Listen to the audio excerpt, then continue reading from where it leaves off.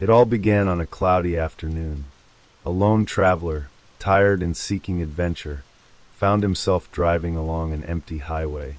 The road stretched endlessly ahead, with no signs of life in sight. Just when he thought he'd never see anything interesting, he noticed something unusual, a narrow, unmarked path leading into the woods. What would you do? Take the road well traveled or venture into the unknown? The traveler hesitated for a moment, but then thought, why not? Adventure had always called to him. Without a second thought, he turned down the mysterious path.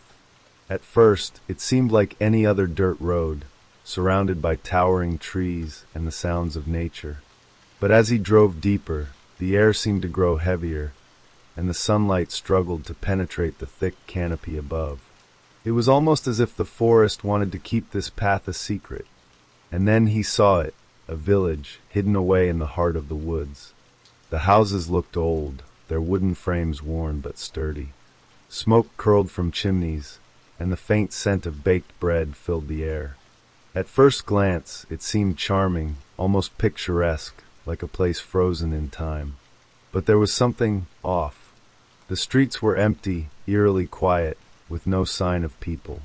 Yet, the houses showed signs of life, clothes drying on lines, carts filled with fresh produce.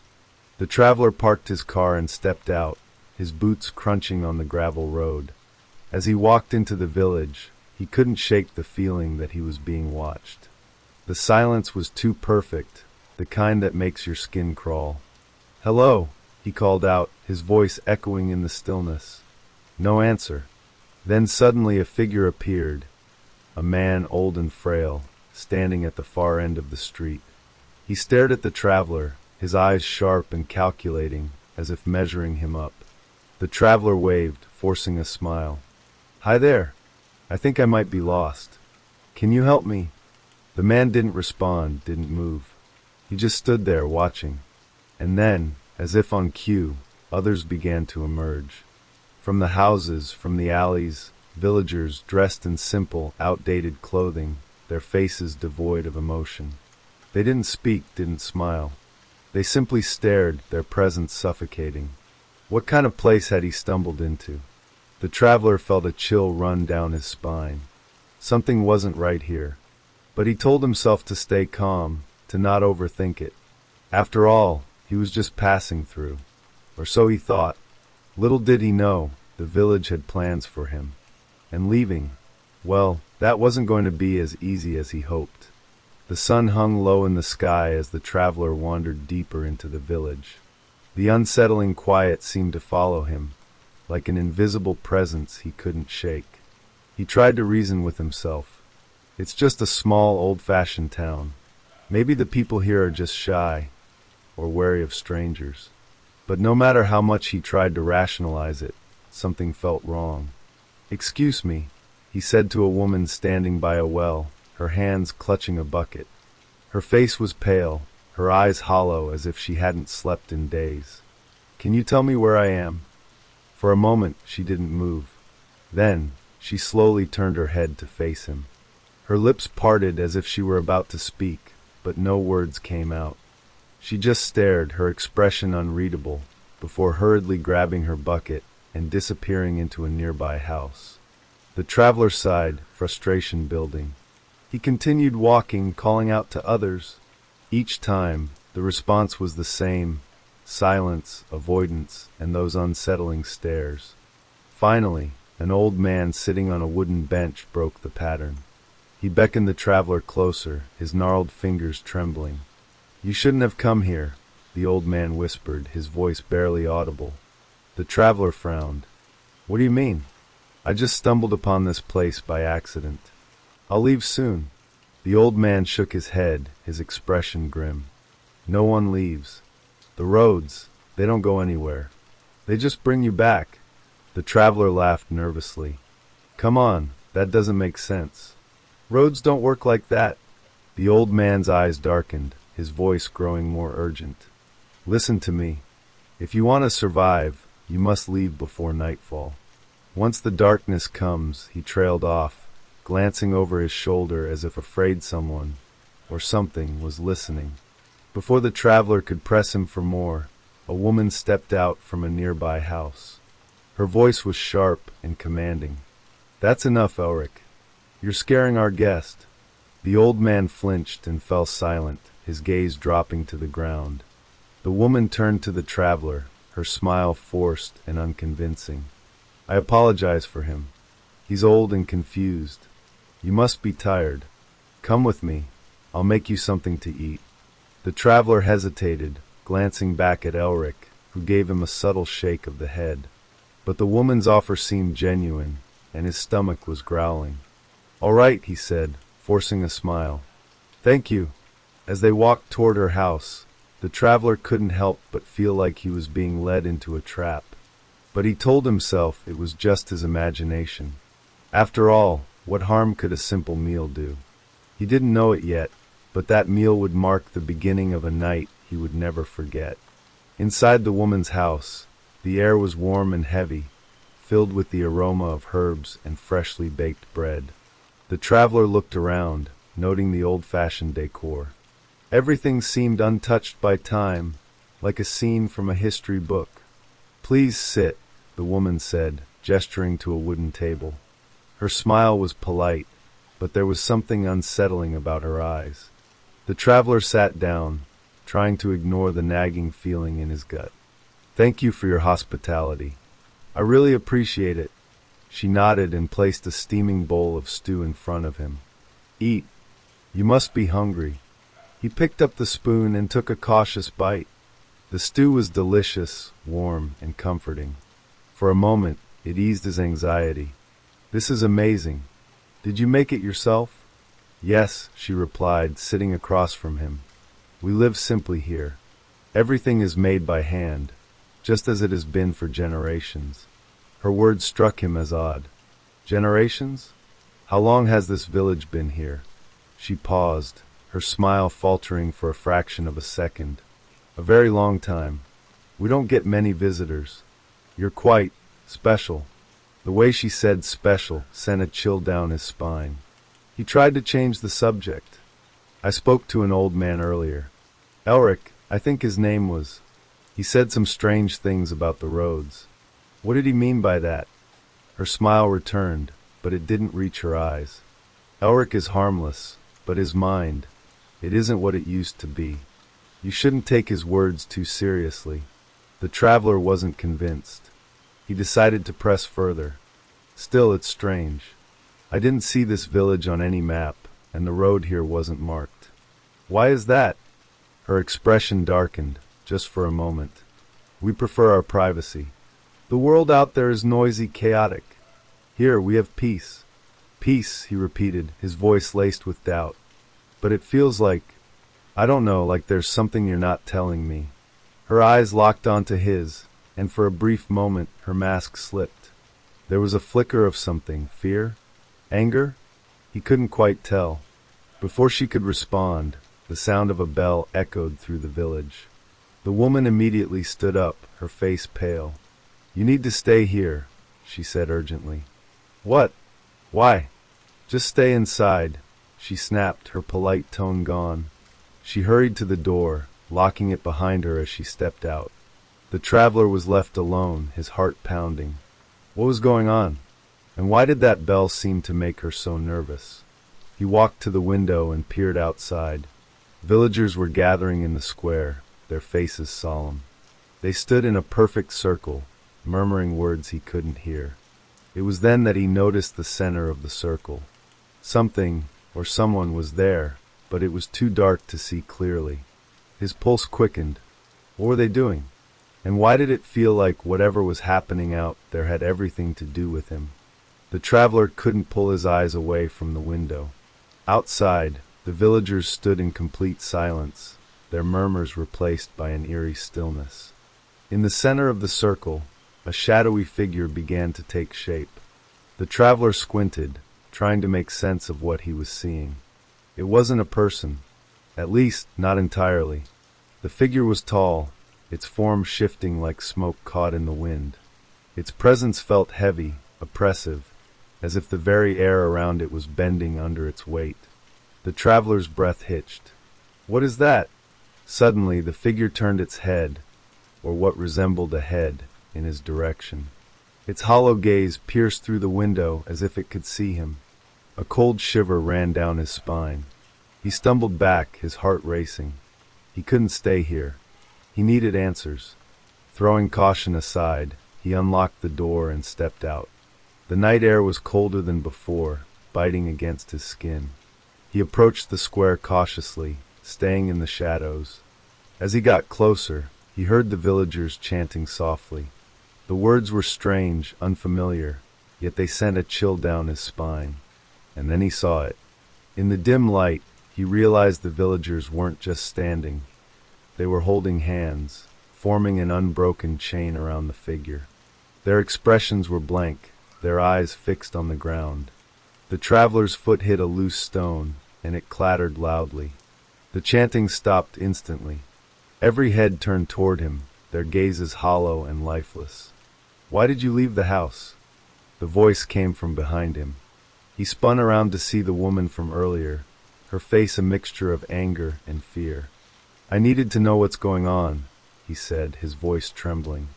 "What is that thing?" Her eyes darted to the figure in the square. "You weren't supposed to see this." "See what?" "The creepy ritual?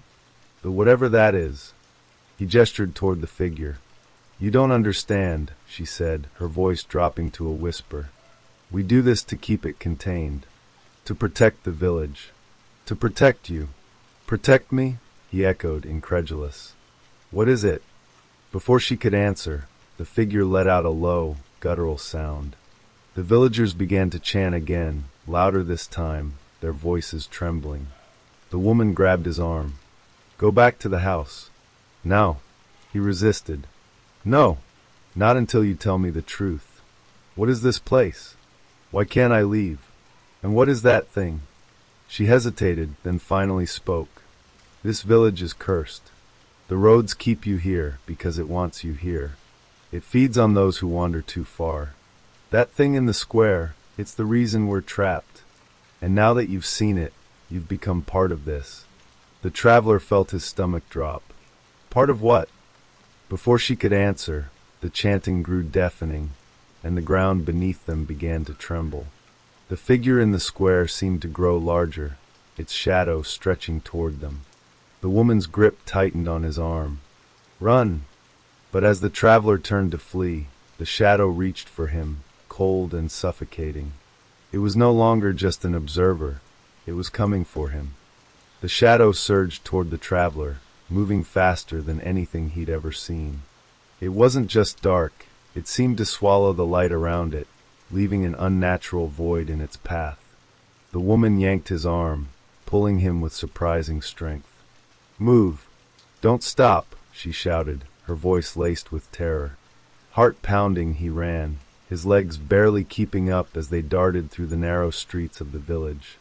Behind him, the shadow roared, a deep, guttural sound that shook the air and vibrated in his chest. They turned a corner and stumbled into an old barn. The woman slammed the door shut and bolted it with trembling hands. The traveler leaned against the wall, gasping for breath. "What was that?" he demanded, his voice trembling. "The shadow," she whispered, her eyes darting to the door. "It's part of the curse. It feeds on fear, on defiance. You shouldn't have left the house. You shouldn't have seen it. That thing wanted me," he said, his voice rising. "Why? I didn't do anything." She shook her head, her expression grim. "It doesn't matter. Once you step into this village, you're marked. It senses you, hunts you.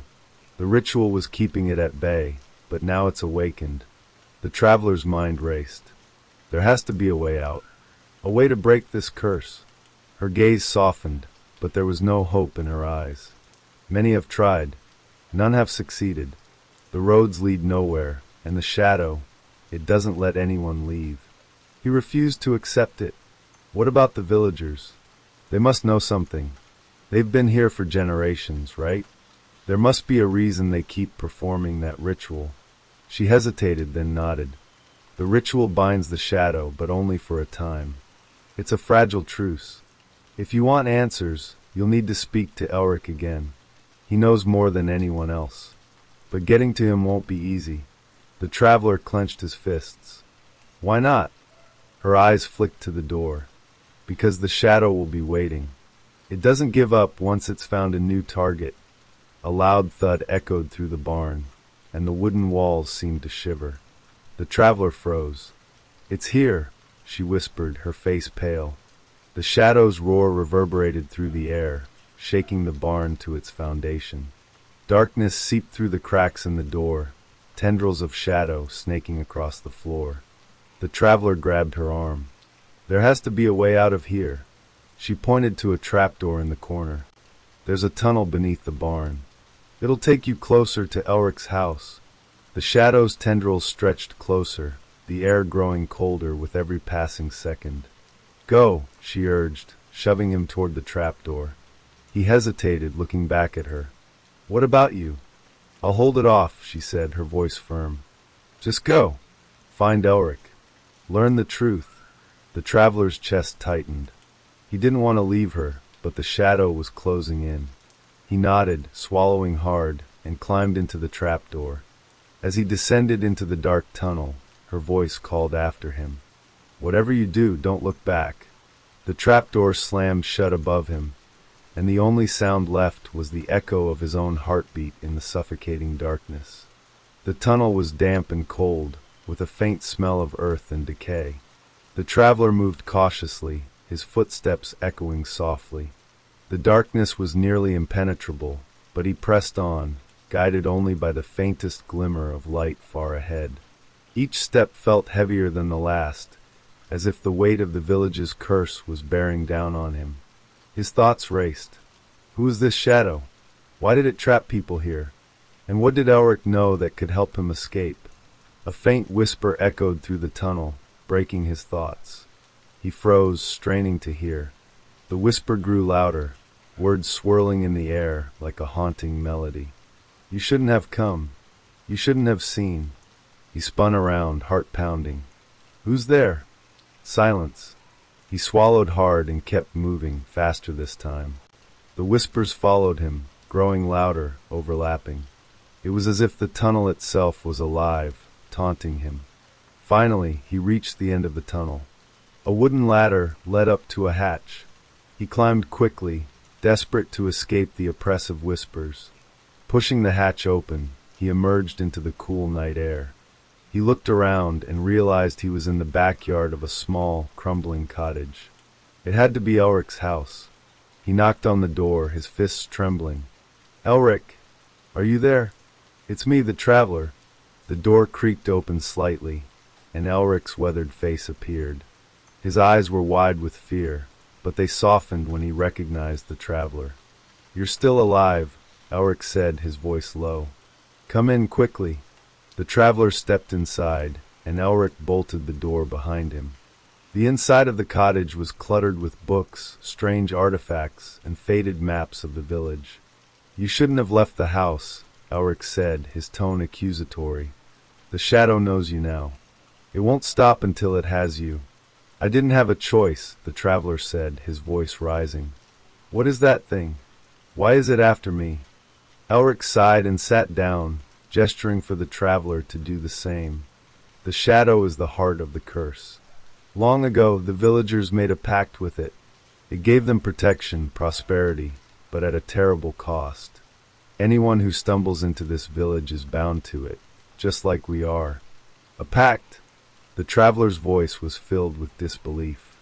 What kind of pact? Elric's eyes darkened. Sacrifice. The shadow feeds on fear, on despair. The villagers perform the ritual to keep it dormant, but the moment someone new arrives, it wakes up, the traveler finished, his stomach sinking. And it won't let them leave. Elric nodded. You've become its focus now. It won't rest until it consumes you. The traveler leaned forward, desperation in his voice. There has to be a way to break the curse. You've lived here your whole life. You must know something. Elric hesitated, then reached for an old, leather-bound book on the table. He opened it to a page covered in strange symbols. There's a way, he said slowly, but it's dangerous. To destroy the shadow, you must confront it directly. Face your deepest fears. If you succeed, the curse will break, and the village will be free. And if I fail, Elric's face was grim. Then the shadow will take you, and grow even stronger. The traveler felt a wave of dread wash over him. How do I even find it? How do I fight something like that? Elric handed him the book. The answers are here. But be warned, once you choose this path, there's no turning back. The traveler stared at the book, the weight of his decision pressing down on him. He didn't know if he had the courage to face the shadow, but one thing was clear. If he didn't try, he would never escape this cursed village. Taking a deep breath, he nodded. I'll do it. Tell me what I need to do. Elric's eyes narrowed. Then prepare yourself. The shadow won't wait for you to be ready. Elric wasted no time. He spread out a tattered map of the village on the table, pointing to a clearing in the forest on its outskirts. This is where the shadow's essence is strongest, he explained. It's the place where the pact was first made. If you want to face it, you'll have to go there. But beware, the closer you get, the more it will try to stop you. The traveler studied the map, his hands trembling slightly. What exactly am I supposed to do when I get there? You'll need to perform a counter-ritual, Elric said, flipping through the leather-bound book. It's ancient and dangerous, but it's the only way. The shadow will try to exploit your fears, weaken your resolve. You must stay focused, no matter what. He handed the traveler a small pouch filled with herbs and powders. These will protect you temporarily, but only if you believe in their power. Doubt is the shadow's weapon. The traveler took the pouch, his heart heavy with uncertainty. What happens if I fail? Elric's face darkened. If you fail, the shadow will take you, and the village will remain trapped in its grasp, perhaps forever. With no time to lose, the traveler set out. The night air was cold, and the silence of the village was deafening. Every step he took toward the forest felt heavier, as if unseen forces were trying to hold him back. As he entered the dense woods, the atmosphere shifted. The air grew colder, and an unnatural mist began to curl around his feet. The trees loomed overhead, their branches twisting like gnarled fingers. The traveler clutched the pouch tightly, muttering a quiet prayer under his breath. The forest seemed alive, whispering in a language he couldn't understand. Suddenly, a figure appeared in the mist, a young girl no older than 10, standing in his path. Her eyes were wide and filled with tears. "Please," she said, her voice trembling, "don't go any further. It will hurt you. It will hurt all of us." The traveler froze. "Who are you?" The girl didn't answer. Instead, she pointed behind him. "Go back. It's safer that way." He glanced over his shoulder but saw nothing. When he turned back, the girl was gone. His pulse quickened. The shadow was playing tricks on him, trying to unnerve him. He pressed on, determined not to let fear take hold. The mist thickened, and the whispers grew louder, now joined by faint laughter. The traveler could feel the shadow's presence closing in, a suffocating weight that pressed against his chest. Finally, he reached the clearing. It was a circular patch of ground, eerily devoid of life. No grass, no trees, just blackened earth and a stone altar in the center. The air was heavy, charged with an unnatural energy. The traveler stepped forward, pulling out the book and the pouch of herbs. His hands shook as he began to chant the words Elric had taught him. The moment the first word left his lips, the clearing seemed to come alive.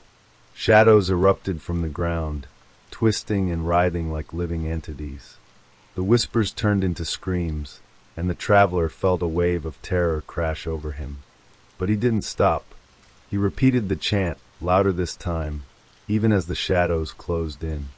He scattered the herbs around the altar, creating a circle of protection. The shadow roared, its form towering over him now, a monstrous mass of darkness with glowing red eyes. It lunged at the traveler, but the circle held. For now. The traveler's voice wavered, but he pushed through, pouring every ounce of strength into the ritual. This was his only chance to break the curse, and he wasn't going to let fear win. The traveler stood in the protective circle, his heart pounding as the shadow's form loomed larger, its red eyes burning with fury. The ground beneath him trembled, and the air was thick with its chilling presence. The chanting was working, but the shadow wasn't backing down. Instead, it began to change.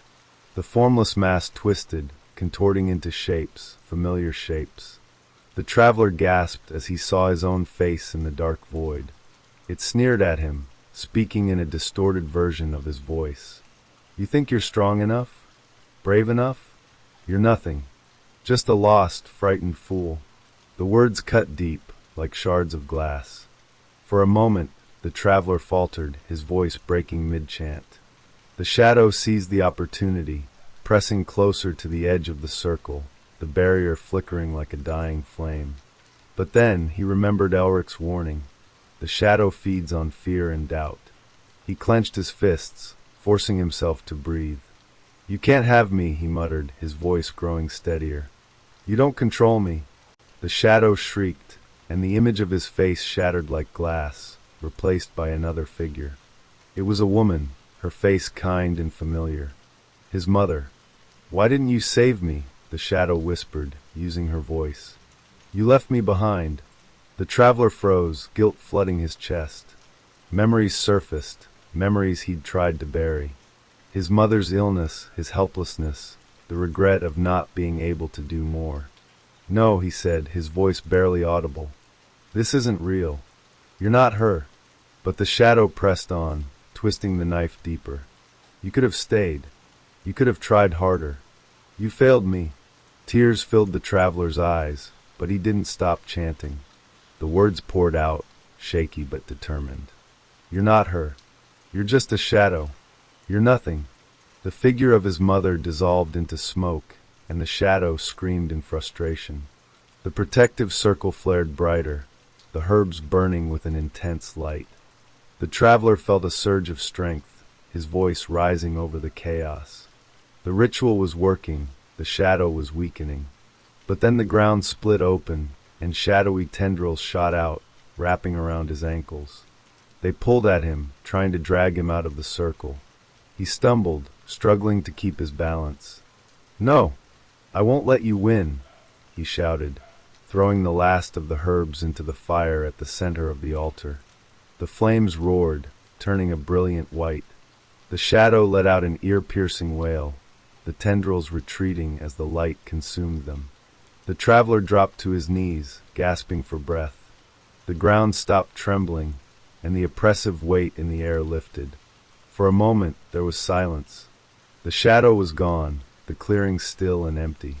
But deep inside, the traveler knew it wasn't over yet. The shadow had retreated, but it wasn't defeated. Not entirely. He looked at the altar, his mind racing. The final step of the ritual was near, but it would require a strength he wasn't sure he had. The traveler stood amidst the clearing, his breath coming in short, sharp gasps. The air felt lighter, but he knew the shadow wasn't truly gone. Its presence lingered, faint but menacing, like a storm waiting to strike again. Elric's words echoed in his mind. The shadow will return stronger if the ritual is not completed. He inspected the altar closely. Its surface was carved with ancient symbols, and in its center lay a small hollow, as if something belonged there. The traveler reached into his satchel and pulled out a strange talisman Elric had given him, a small, obsidian stone etched with runes. "This is the key," Elric had explained. "It must be placed on the altar to seal the shadow away. But beware, it will resist with everything it has left." The traveler hesitated, his fingers trembling. The memory of the shadow's torment, the voices, the figures, was still fresh. Could he endure more? Before he could decide, the clearing darkened once again.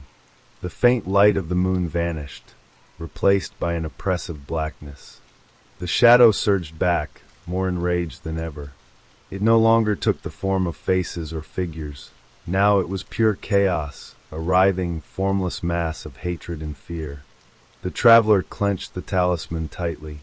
"I'm not afraid of you anymore," he shouted, though his voice wavered. The shadow laughed, a deep, guttural sound that sent chills down his spine. It lunged toward him, stopping just short of the protective circle. The barrier flickered, barely holding. "You think you can stop me?" the shadow hissed. Its voice was layered, a cacophony of whispers and screams. "You're nothing but a pawn, a fool. This village belongs to me, and so will you." The traveler didn't respond.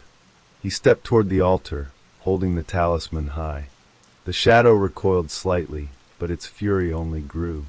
Tendrils of darkness shot toward him, testing the circle's strength. One grazed his arm, and pain shot through him like fire. He cried out but didn't stop. With each step, he chanted the final incantation Elric had taught him. The words felt strange on his tongue, but they carried power, filling the clearing with a faint, golden light. The shadow roared, a sound that shook the ground beneath his feet. It pushed against the circle, cracks forming in the barrier. The traveler knew he had only moments before it broke through. He reached the altar and placed the talisman in the hollow. For a heartbeat, nothing happened.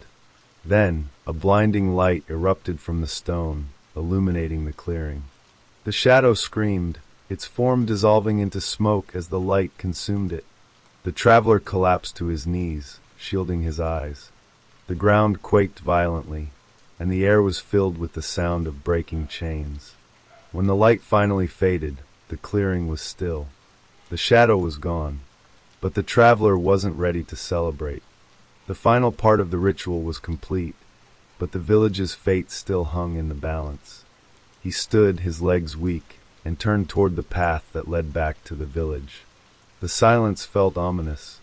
Whatever awaited him there would determine whether his battle was truly over, or if the shadow had left behind a darker legacy. The traveler made his way back toward the village, the weight of what had just transpired settling heavily on his shoulders. His heart pounded with the fear that he had missed something, that the battle was not truly over. As he approached the village gates, a strange stillness gripped the air.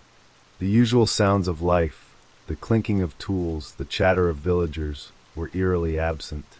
The houses stood dark, their windows empty. It was as though the entire village had vanished, leaving nothing behind but an unsettling silence. The traveler hesitated. He had expected to face a final confrontation, to see the village react to the ritual's completion. Instead, there was only emptiness. He stepped into the village square, his footsteps echoing off the cobblestone streets.